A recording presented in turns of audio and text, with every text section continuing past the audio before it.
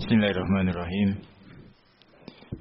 إن الحمد لله نحمده ونستعينه ونستغفره ونعوذ بالله من شرور أنفسنا ومن سيئات أعمالنا من يهد الله فلا مضل له ومن يضلل فلا هادي له وأشهد أن لا إله إلا الله وحده لا شريك له وأشهد أن محمدا عبده ورسوله.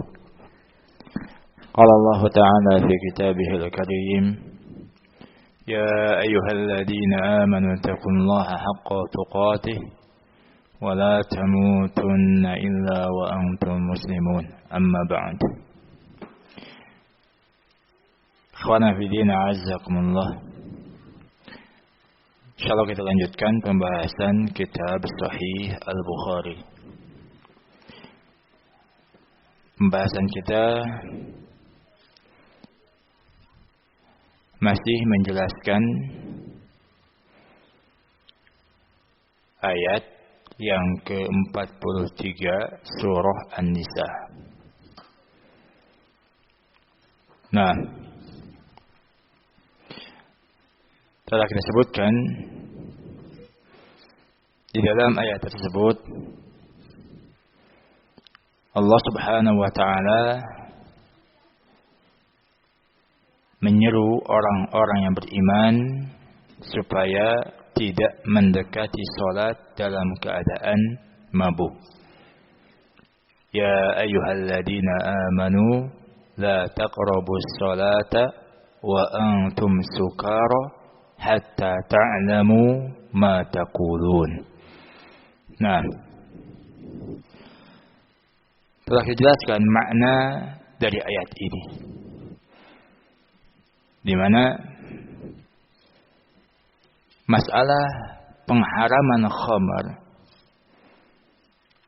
ini sampai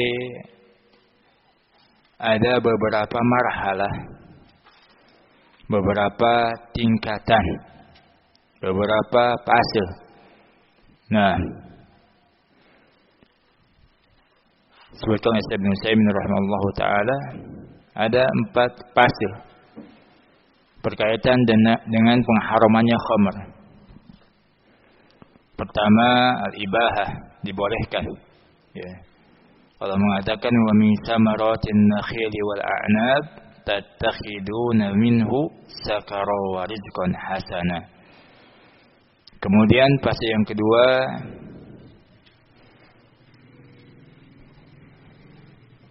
ada isyarat tentang keharamannya, tapi tidak dinyatakan secara terang-terangan. Ketika turun ayat yas'alunaka 'anil khamri wal maisir qul fihima ismun kabiru wa manafi'u lin-nas wa ismuhuma akbaru min naf'ihima. Mereka bertanya kepadamu tentang khamr dan perjudian. Katakanlah, di dalamnya itu ada dosa yang besar dan manfaat bagi manusia, dan dosanya lebih besar daripada manfaatnya. Ini sebenarnya sudah ada isyarat tentang keharaman khamar. Kenapa? Dikarenakan di dalam khamar dan perjudian itu ada dosa yang besar. Bahkan walaupun ada manfaatnya, ternyata dosanya lebih besar daripada manfaatnya. Kemudian marhalah as-salisah, fase yang ketiga. Nah, dilarang pada waktu-waktu tertentu. Seperti ayat yang kita bahas, Allah mengatakan ya ayyuhalladzina amanu la taqrabus salata wa antum sukara hatta ta'lamu ma taqulun. Wahai orang-orang yang beriman, janganlah kalian mendekati salat dalam keadaan kalian mabuk, sampai kalian mengetahui apa yang kalian ucapkan. Nah, ya. Sehingga ada waktu, ya. Ketika mendekati waktu salat, mereka meninggalkan khamr. Tapi ketika jauh dari waktu salat, sebagian mereka ada yang tetap minum khamr. Sampai kepada marhalah Ar-Rabi'ah yang merupakan akhir dari pengharaman khamr. Nah, sampai turun ayat dalam surah Al-Maidah ayat yang ke-90. Allah mengatakan, ya ayyuhalladzina amanu innamal khamru wal maisir wal ansab wal azlam rizqum min amali syaitan fajtanibuhu la'allakum tuflihun. Wahai orang-orang yang beriman, sesungguhnya khamr, perjudian, berhala-berhala, mengandung nasib dengan anak panah, merupakan perbuatan yang jelek, termasuk amalan syaitan. Maka jauhilah oleh kalian. Mudah-mudahan kalian mendapatkan keberuntungan. Nah, ya. Maka ketika turun ayat ini, para sahabat yang masih menyimpan khamr langsung membuang khamr mereka di jalanan, di pasar-pasar, sehingga ketika itu pasar atau jalanan banjir dengan khamr. Ya, dan telah dijelaskan pendapat yang kuat, khamr itu tidak najis. Nah, kalau seandainya najis, niscaya para sahabat tidak akan membuang khamrnya di tempat keramaian, di pasar ataupun di jalanan. Nah, dan juga faedah yang lainnya, di sini merupakan isyarat bahwasannya orang yang mabuk itu ucapannya tidak dianggap. Segala mengatakan hatta ta'lamu ma taqulun, sampai kalian mengetahui apa yang kalian ucapkan. Ya.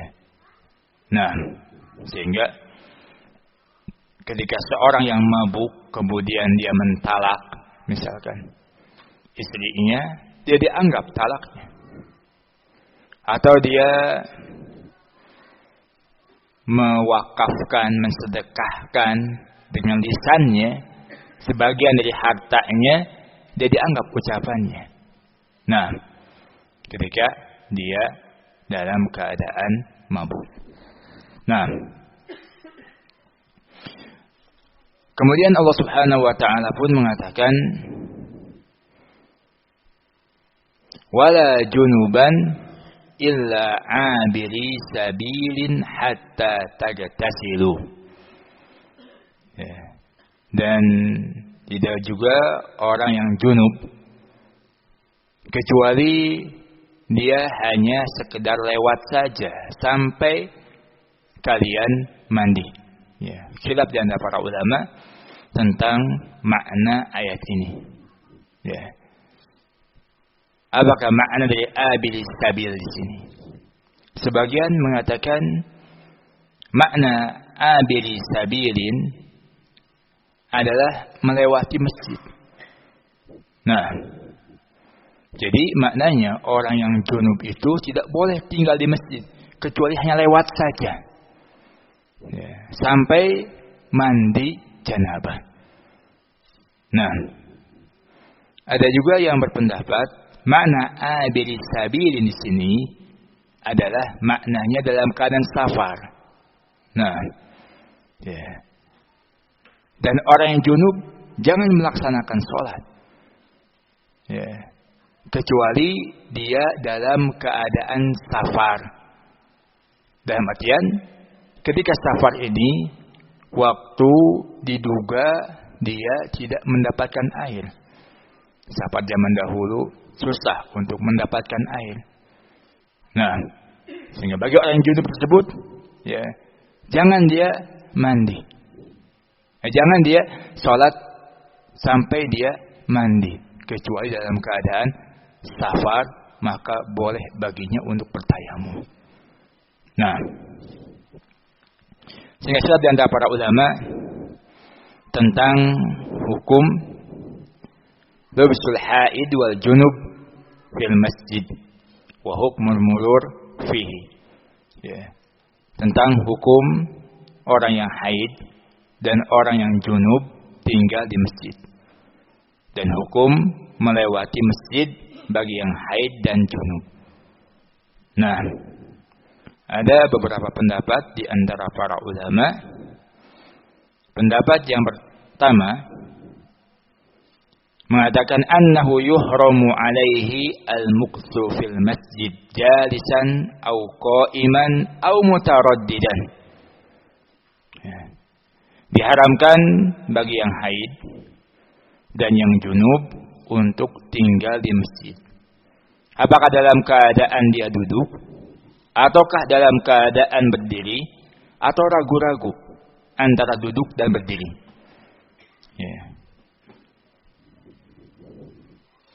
Walau kana mutawaddian, walaupun dia memiliki wudu. Wa yajuzu lahu al-'ubur li hajatin au la. Dan dibolehkan baginya kalau melewati masjid saja, dikarenakan ada kebutuhan atau tidak ada kebutuhan. Nah, yang dibolehkan hanya lewat saja, melewati masjid. Adapun kalau berdiam di masjid, baik duduk, berdiri, ya, ataupun mungkin jongkok. Nah, walaupun dia berwudu, diharamkan baginya untuk berdiam di masjid. Ini madhab Asy-Syafi'iyah. Nah, dan Ibnu Mundir ya, meriwayatkan seperti ini dari Ibnu Mas'ud dan juga Ibnu Abbas dan yang lainnya di antara para ulama. Berdalil dengan ayat yang kita bacakan tadi. La taqrabus salata wa antum sukara hatta ta'lamu ma taqulun wa la junuban illa 'abiri sabil. Nah, mengatakan dan orang yang junub, nah, jangan mendekati salat kecuali hanya sekedar lewat saja. Ya. Dan menurut mereka makna dari salat di sini adalah mawadi'us shalah, wahyal masajid. Nah, tempat-tempat salat yaitu masjid. Sehingga maknanya, maka janganlah orang yang junub mendekati masjid, ya, kecuali sekedar lewat saja. Nah,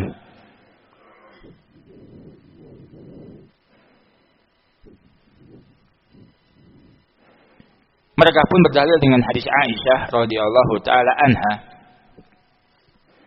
yang diriwayatkan oleh Abu Daud.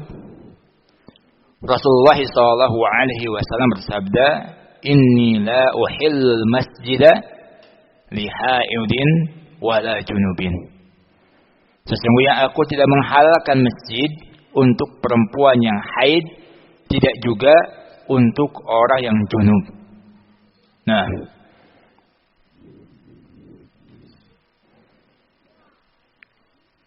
hadis ini diriwayatkan oleh Imam Abu Daud dan juga Ibnu Huzaimah. Ya. Dari jalannya Aflat bin Khalifah an Jisrah binti Dajajah an Aisyah. Ya. Dan sanad hadis ini sanad yang dhaif. Nah, dikarenakan Jisrah bintu Dajajah dia majhulatul hal. Ya. Nah, bahkan kata Imam Bukhari, indaha ajaib. Ya, dia memiliki keanehan-keanehan dalam periwayatan hadis. Nah, dan sebagian ulama mendhaifkannya dikarenakan rawi yang lain, yaitu Aflat ibnu Khalifah. Ya. Sebagian mengatakan dia majhul. Nah, tapi sebagian mengatakan dia hasanul hadis. Ya. Yang jelas, dalam hadis yang kita bacakan tadi, ada Jisrah bintu Dajajah, dia majhulatul hal. Tidak diketahui keadaannya, apakah rawi yang thiqah ataukah rawi yang tidak thiqah. Ya, sehingga hadis yang semacam ini hadis yang dhaif. Nah, wa qad dha'afa al-hadis Ahmad wal Bukhari wal Baihaqi wa Ibnu Hazm. Didhaifkan hadis tadi oleh Imam Ahmad, Imam Bukhari, Imam Baihaqi, Ibnu Hazm.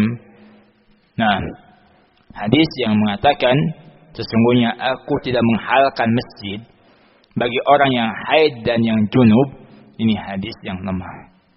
Nah, dilemahkan oleh Imam Ahmad, Imam Bukhari dan juga Imam Baihaqi di antaranya. Nah, pendapat yang kedua, annahu yuhramu alaihi al-muqsu wal murur.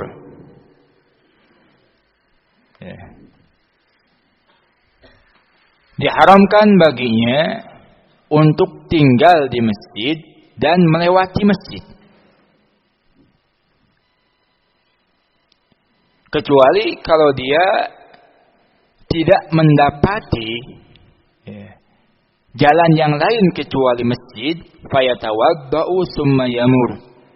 Maka dia berwudu kemudian boleh lewat masjid. Nah, ucapan ini disebutkan dari Imam As-Sawri dan juga Ishaq dan juga Abu Hanifah berdalil dengan keumuman hadis yang kita bacakan tadi. Inilah uhillu al-masjida li haidin wala junubin. Aku tidak menghalalkan masjid bagi orang yang haid dan orang yang junub. Pendapat yang kedua mengatakan haram, tinggal di masjid dan juga melewati masjid. Tapi tidak kita jelaskan hadis yang kita bacakan tadi hadis yang dhaif. Didhaifkan oleh siapa? Imam Ahmad dan juga Imam Al-Bukhari. Nah,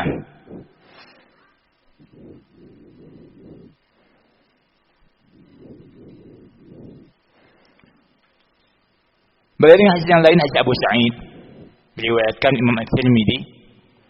Nabi SAW mengatakan kepada Ali bin Abi Thalib, "Ya Ali, la yahillu li ahadin yaznubu fi hadzal masjid ghairi wa ghairuka."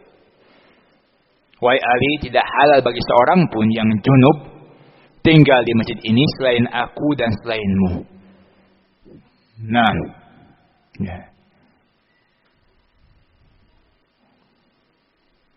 kan Nabi hadis ini juga didhaifkan oleh sebagian ulama. Nah, pendapat yang ketiga mengatakan diharamkan tinggal dan melewati masjid dan dibolehkan dengan berwudu. Boleh asalkan berwudu terlebih dahulu. Nah, kalau tidak berwudu haram tinggal di masjid atau melewati masjid. Ini pendapat Imam Ahmad. Nah, berdalil dengan hadis yang diriwayatkan oleh Abu Nuaim an Hisham bin Sa'ad an Zaid bin Aslam mengatakan kana ashabu Rasulullah sallallahu alaihi wasallam yatahaddatsuna fil masjid wa hum ala ghairi wudu.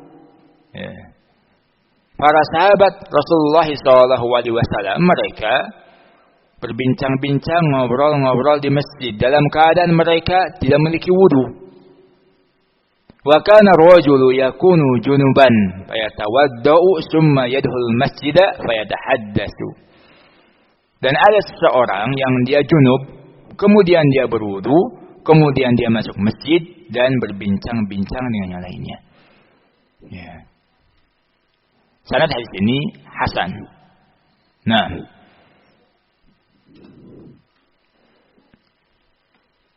tapi hadis ini tidak menyebutkan tentang kewajiban untuk berwudu.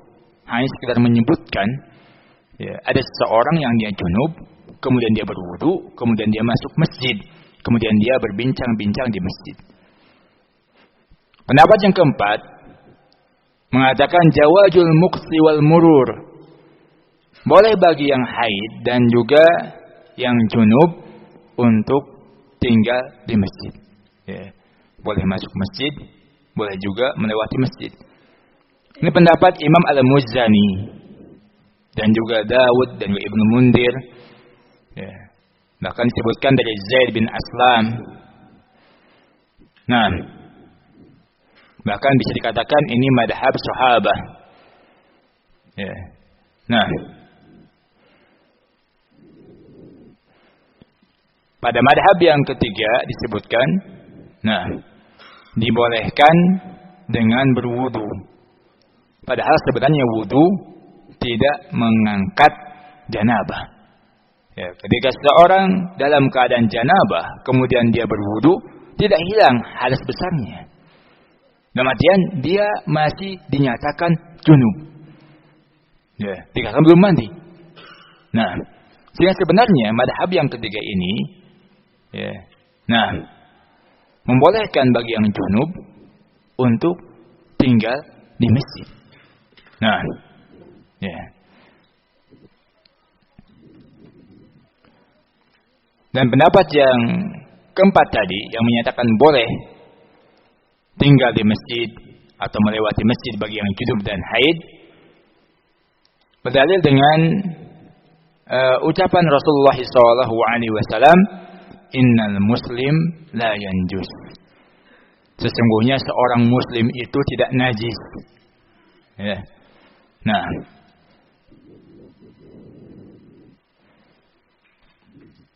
dan juga hukum asalnya, ya, seseorang boleh dia tinggal di masjid. Nah, seperti halnya tentang ashabus suffah, ya, yang tinggal di masjid, tidur di masjid. Nah, perkara yang maklum dikarenakan mereka manusia, ya. Sebagian mereka ihtilam, mimpi, keluar mani. Nah, ya. Tapi mereka tetap tinggal di masjid. Begitu juga kisah tentang al-mar'atus sauda yang dia memiliki tenda di masjid, ya, yang menyapu masjid, membersihkan masjid. Nah, perkara yang maklum, perempuan itu ya ada waktunya haid. Nah, ada waktunya haid, tapi tidak disebutkan perempuan tersebut keluar masjid ketika waktu haid. Ya. Saya pendapat yang keempat, pendapat yang rajih, insyaallah. Ya, pendapat yang kuat, yang haid dan juga yang junub boleh masuk masjid. Nah, tapi tentunya kalau saat sedang haid memperhatikan jangan sampai ada darah haid yang menetes di masjid, dikarenakan darah haid itu najis. Nah, ya. Pendapat yang keempat ini dikuatkan oleh Imam Ash-Shawqani rahimahullahu taala dan juga Syekh Muqbil bin Hadi Al-Wadi'i rahimahullahu taala. Nah, adapun ayat yang kita bacakan tadi, wala junuban illa abiri sabil, tidak juga orang yang junub kecuali sekedar melewati saja. Ya. Zahir daripada ayat ini, seseorang tidak sholat dalam keadaan junub. Ya. Illa ayakuna abiras sabil, kecuali dalam keadaan dia abiras sabil, musafir. Ya. Kecuali dia dalam keadaan safar, boleh baginya untuk bertayamum kemudian sholat. Nah, sehingga makna ayat tadi, wala junuban illa abiris sabil, bukanlah maknanya orang yang junub tidak boleh masuk masjid kecuali sekedar lewat saja. Bukan demikian maknanya. Ya. Tapi maknanya orang yang junub tidak boleh sholat, ya, kecuali dia dalam keadaan safar, boleh baginya bertayamum kemudian sholat. Nah, diususkan abiros sabil, ya, diususkan penyebutan abiros sabil atau safar, dikarenakan ketika seorang safar, ini waktu yang diduga tidak mendapatkan air. Nah, apalagi zaman dahulu kita sebutkan tadi, ya, tidak seperti zaman sekarang ini. Kalau seorang safar, perjalanannya ya bukit, lembah atau mungkin padang pasir dan semisalnya. Nah, ya, waktu diduga tidak mendapatkan air. Nah, ya, sehingga boleh baginya bertayamum kemudian dia salat. Baik. Tafsir ini disebutkan dari Ali bin Abi Thalib, Ibnu Abbas, Mujahid, Qatadah dan yang lainnya di antara para imam, para ulama. Nah, ya. Adapun hadis yang disebutkan tadi, la uhil masjida li haidin wala junubin, aku tidak menghalalkan masjid untuk yang haid dan junub, hadisnya dhaif. Nah, juga hadis Abu Sa'id yang Rasulullah SAW mengatakan, wahai Ali, tidak halal bagi seorang pun yang junub tinggal di masjid ini selain aku dan selainmu, wahai Ali. Dalam sanadnya ada Salim bin Abi Hafsah, dia rawi yang dhaif, bahkan asaddu dha'f, sangat lemah sekali. Ya. Dan juga rawi yang lainnya Atiyah Al-Aufi, dia rawi yang dhaif. Nah, ya, bahkan Imam Al-Bukhari menganggap aneh hadis ini. Nah, adapun perbuatan sahabat, ya, ketika mereka dalam keadaan junub, kemudian hendak masuk masjid, mereka berwudu terlebih dahulu. Nah, ya, ini bukan menunjukkan kewajiban harus berwudu terlebih dahulu. Nah, tapi perbuatan mereka kebanyakan keadaannya menunjukkan kepada sunnahnya untuk berwudu terlebih dahulu. Ya, dan tidak menafikan apa yang kita kuatkan tadi. Nah, intinya pendapat yang kuat, wallahu alam, bagi yang haid, bagi yang junub boleh masuk masjid. Nah, ya. Tapi lebih dianjurkan sebelum masuk masjid untuk berwudu terlebih dahulu. Tapi sekali lagi, bukan suatu kewajiban berwudu ini, tapi sifatnya sunnah, sebagaimana yang dilakukan oleh kebanyakan para sahabat ridwanullah alaihim ajma'in. Nah, paham ya? Ini makna ayat wala junuban illa abiris sabilin hatta tagtasilu. Ya. Wa in kuntum marda aw ala safarin aw jaa ahadun minkum minal ghaid aw lamastumun nisa falam tajidu ma'an fatayammamu. Apabila kalian sakit atau dalam perjalanan, ya, sakit atau dalam perjalanan, ini di antara kondisi seseorang tidak bisa menggunakan air atau kondisi seseorang tidak mendapatkan air. Ya. Nah, sehingga ketika dalam kondisi seperti itu, nah, kemudian salah seorang di antara kalian buang air besar, ini sebab hadas kecil. Nah, atau ringkasnya, yaitu yang keluar, ya, makharaja minas sabilain, yang keluar dari dua jalan, dari kubul ataupun dubur. Ya, di sini disebutkan ghaid, buang air besar, sebagai perwakilan atau mewakili dari yang keluar dari dua jalan tadi.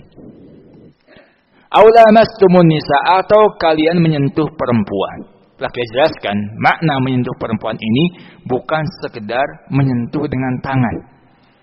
Ya, tapi makna menyentuh perempuan di sini adalah al-jima', ya, kama fassarahu Ibnu Abbas radhiyallahu taala anhuma.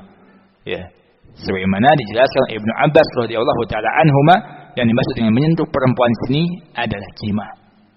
Ya, sehingga dalam ayat ini disebutkan sebab hadas kecil dan juga sebab hadas besar. Nah, ya, adapun sekedar menyentuh perempuan telah kita jelaskan. Nah, tidak membuat seseorang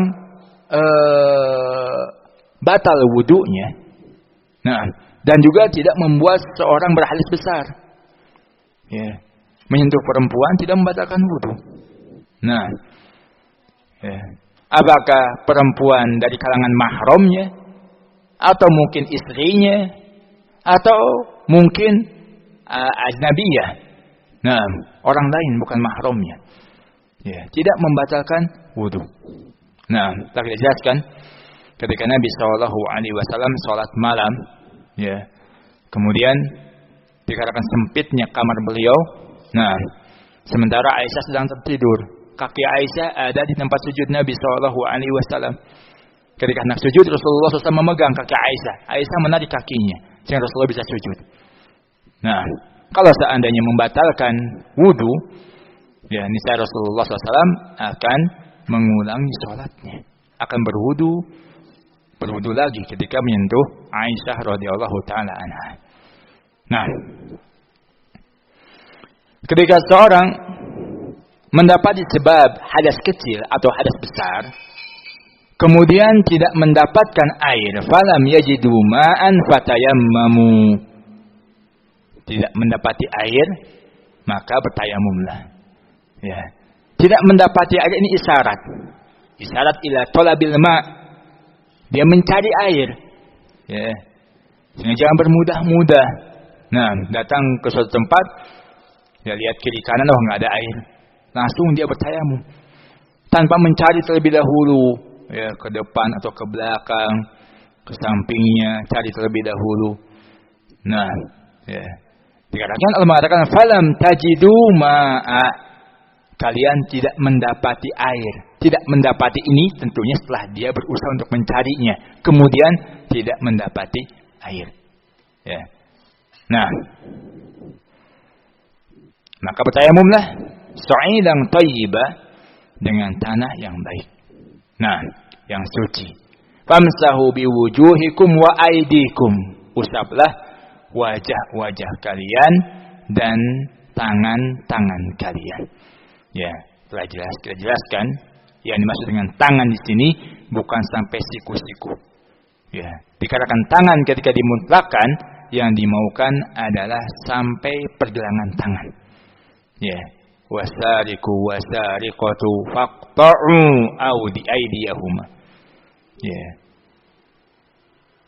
Pencuri laki-laki dan juga perempuan, potonglah tangannya. Hukuman potong tangan bagi yang mencuri tidak sampai siku-siku, tapi hanya pergelangan tangan saja. Ya. Kata tangan, kalau yang dimaukan sampai siku-siku, biasanya tidak dimutlakkan tangan, tapi ada tambahan. Ya. Seperti hanya dalam ayat perintah untuk berwudu. Ya. Bagsilu wujuhakum wa aydiyakum ilal marafiq. Ya, basuhlah wajah kalian dan tangan kalian sampai siku-siku. Kalau tidak disebutkan sampai siku-siku, berarti yang dimaksud adalah sampai pergelangan tangan. Nah, innallaha kana 'afuwan ghafura. Sesungguhnya Allah Subhanahu wa taala afuwan ghafura. Ya, Maha Pemaaf, dan juga Allah Subhanahu wa taala Maha Pengampun. Nah, kita lanjutkan bab yang pertama dari Kitabul Ghusl ini. Qala Imam Al-Bukhari rahimahullahu taala, babul wudu qabla al-ghusli. Bab berwudu sebelum mandi. Nah, ya.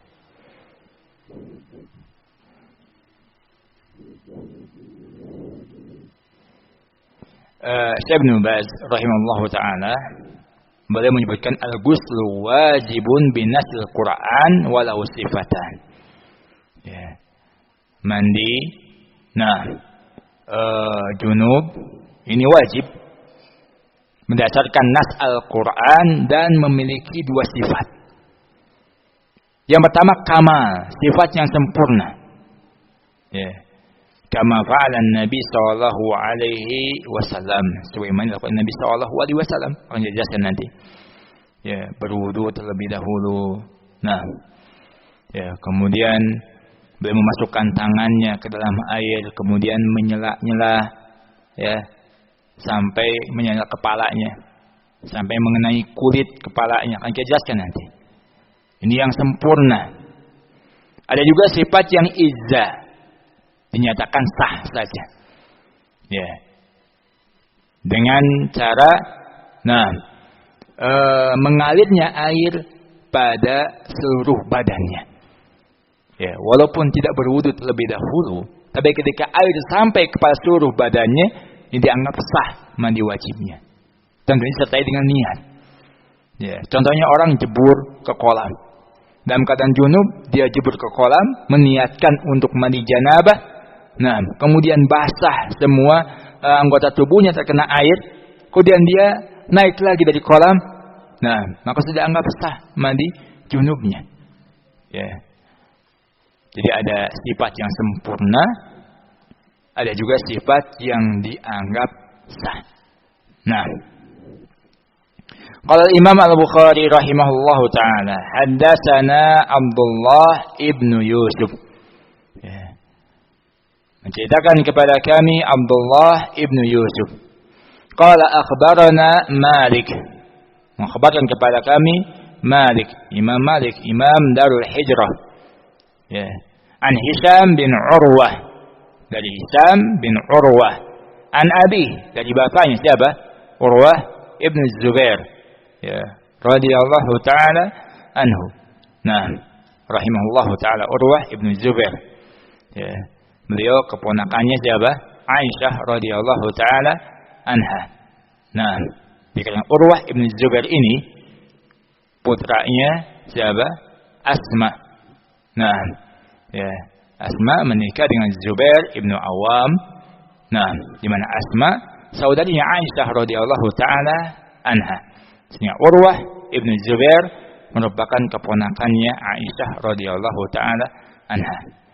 An Aisyah, Urwah bin Zubair, meriwayatkan dari Aisyah radhiyallahu taala anha. Ya, keponakan meriwayatkan dari bibinya.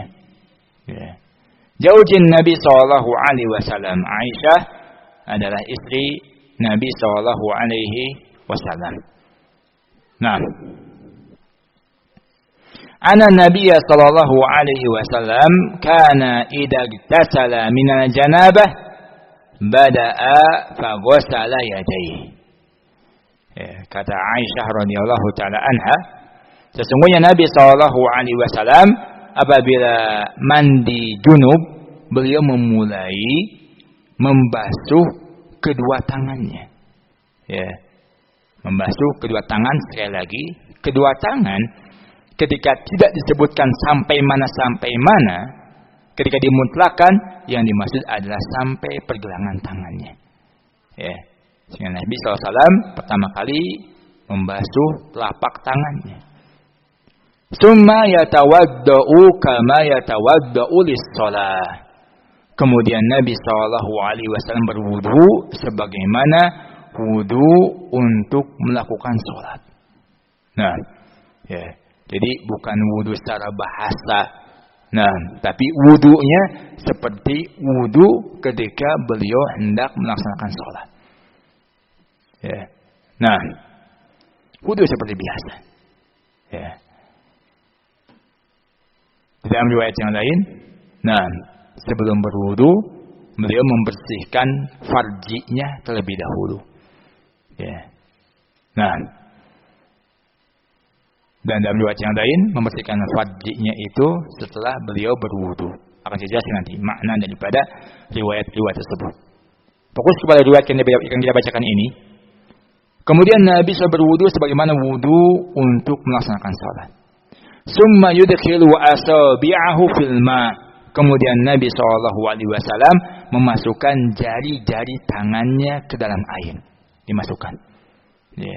Fayukhallilu biha usula sa'rihi.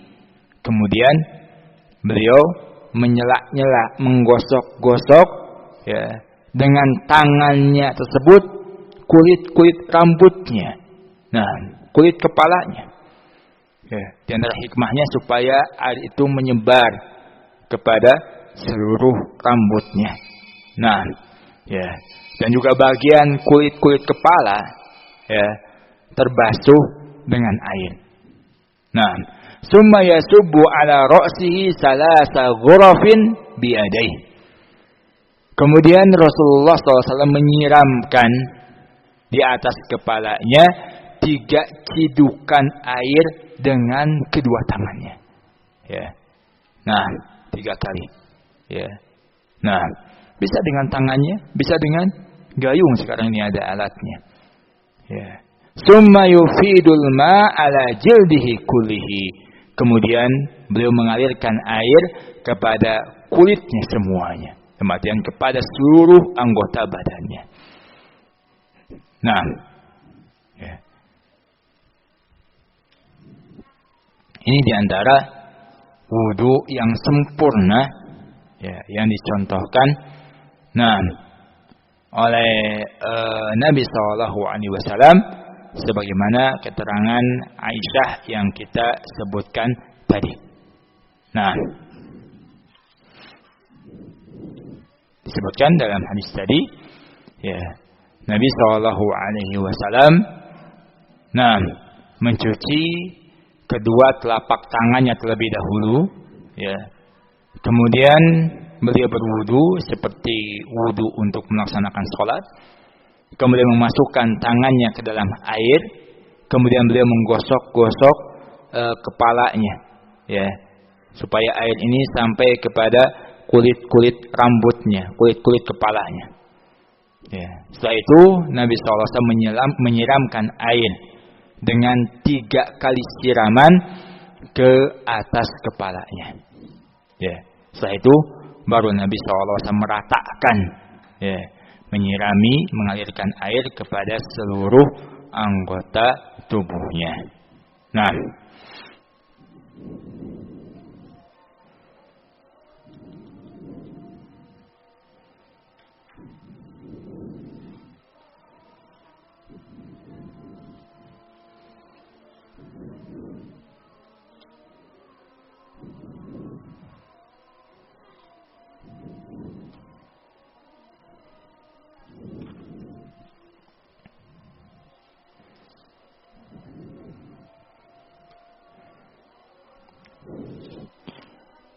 tapi mungkin kita cukup sampai di sini. Ya. Hadis yang berikutnya ada sedikit perbedaan. Ya. Tapi masih berkaitan dengan disyariatkannya wudu sebelum mandi wajib. Nah, ya. Di mana dengan berwudu ini, nah, termasuk di antara sunnah, ya. Sekali lagi, berwudu sebelum mandi wajib hukumnya adalah sunnah. Nah, ya. Dan akan dijelaskan nanti apakah ketika seorang dia mandi wajib, ya, perlu berwudu lagi ataukah tidak berwudu lagi. Ya. Kalau mandi wajibnya tidak berwudu di awalnya, apakah di akhir dia harus berwudu, ataukah cukup dengan mandi wajib itu menghilangkan hadas besar dan hadas kecil, sehingga bisa langsung melaksanakan sholat walaupun tidak berwudu lagi. Akan kita bahas nanti insyaallah pada pertemuan yang berikutnya. Naktafi alhamdulillah.